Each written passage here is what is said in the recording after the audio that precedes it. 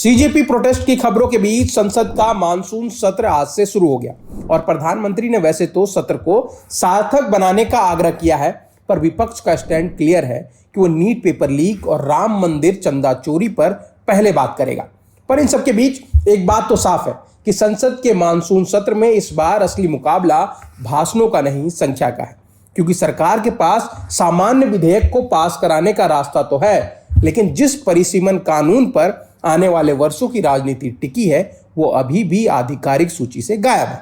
यानी सरकार ने मेज पर 7 विधायी पत्ते रखे हैं, मगर सबसे बड़ा पत्ता अभी भी छिपा रखा है।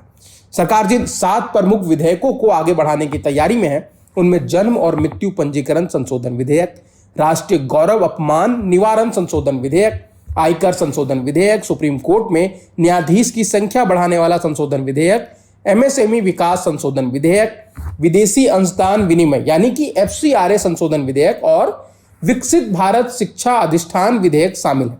हालांकि यह सूची अंतिम नहीं होती है, सरकार सत्र के बीच में दूसरे विधेयक को भी ला सकती है। लेकिन इन 7 विधेयकों से सबसे ज्यादा चर्चा उस बिल की है जिसका नाम अभी सूची में नहीं है, परिसीमन और महिला आरक्षण को लागू करने से जुड़ा संविधान संशोधन विधेयक, जो इन सबके बीच सबसे इंपॉर्टेंट मुद्दा है। पर उसी मुद्दे को सरकार ने अभी तक छिपा रखा है, तो आज उस पर बात करते हैं।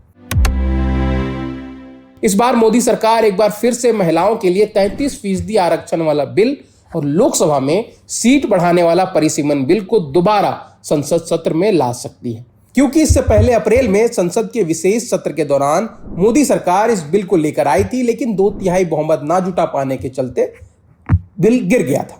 और ये मोदी सरकार के लिए बड़ा सियासी झटका था, क्योंकि नरेंद्र मोदी के प्रधानमंत्री बनने के बाद पहली बार ये हुआ था कि जब एनडीए सरकार किसी बिल को संसद में पास नहीं करा पाई।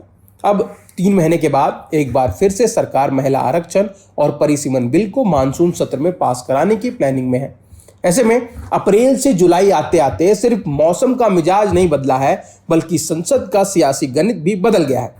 अप्रैल में संसद के विशेष सत्र के दौरान बिल पर वोटिंग हुई थी, तो सरकार के पास 2/3 बहुमत ना होने के कारण बिल गिर गया था। पर सियासत में 3 महीने का समय बड़े बड़े समीकरणों को उलटने पलटने के लिए काफी होता है। और मानसून सत्र आते आते ऐसी पतझड़ हुई है कि विपक्ष के कई सांसद टूटकर सरकार के खेमे में आज खड़े हैं। और भारत ने आखिरकार एक ऐसे खेल में महारत हासिल कर ली है जिसके लिए ना तो किसी स्टेडियम की जरूरत है, ना रेफरी की और ना ही फैंस की। ऐसा इसीलिए क्योंकि दर्शकों, जो कि वोटर भी है, उसको जानबूझकर इस स्टेडियम से बाहर रखा जाता है। हम लोग इसको भारतीय राजनीति का आईपीएल यानी कि इनक्रेडिबल पोचिंग लीग भी कह सकते हैं। पर यह थोड़ा सा अलग है, क्योंकि इस लीग में ट्रांसफर विंडो हमेशा खुली रहती है। बात पिछले सत्र की करें तो मोदी सरकार ने संसद के विशेष सत्र के दौरान यानी अप्रैल में जब परिसीमन बिल को पास कराने की कवायद की थी तो सफल नहीं हुआ था। सदन में मौजूद 528 सदस्यों में से 298 ने बिल के पक्ष में और 230 ने खिलाफ में वोट डाले थे।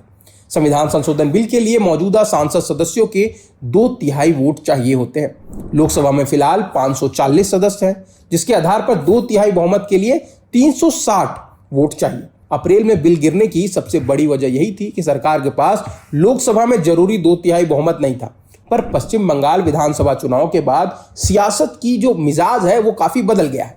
ममता बनर्जी की टीएमसी, उद्धव ठाकरे की शिवसेना में बगावत के बाद शरद पवार का मन भी बदलने लगा है। इसके बाद उद्धव ठाकरे की पार्टी का तेवर भी कहीं ना कहीं ढीला पड़ा है और फिर सोने पे सुहागा, डीएमके और कांग्रेस की भी दोस्ती टूट गई है। तो अब अगर मौजूदा आंकड़े को देखें तो एनडीए के पास फिलहाल लगभग 293 सांसद हैं। इसमें टीएमसी से एनसीपीआई में गए 20 सांसद, डीएमके के 22 सांसद को अगर हम और जोड़ लेते हैं तो ये संख्या करीब 335 तक पहुंच जाएगी। इसके अलावा सरकार को समय समय पर वीएसआरसीपी के 4 सांसद और एक निर्दलीय सांसद का भी समर्थन लगातार मिलता रहा। ऐसे में संख्या लगभग 340 तक पहुंच जाती है। उद्धव ठाकरे के गुट से 6 सांसद एकनाथ शिंदे के साथ आने के बाद यदि इनको भी हम एनडीए में जोड़ लेते हैं तो गठबंधन की ताकत करीब 346 सांसद तक पहुंच जाती है। शरद पवार की पार्टी के 8 सांसद भी सरकार को समर्थन करते हैं तो एनडीए का आंकड़ा 354 तक पहुंच जाता है और बिल को पास करवाने के लिए 360 वोट चाहिए। तो आंकड़ा अभी भी कहीं ना कहीं दूर है।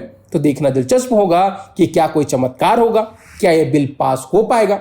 फिलहाल के लिए परिसीमन और महिला आरक्षण लागू करने वाला नया संविधान संशोधन सरकार की घोषित सूची में नहीं है, लेकिन संसद की सूची से किसी विधेयक का गायब होना यह साबित नहीं करता कि वो आएगा ही नहीं, क्योंकि सत्र के बीच में एजेंडा बदला जा सकता है।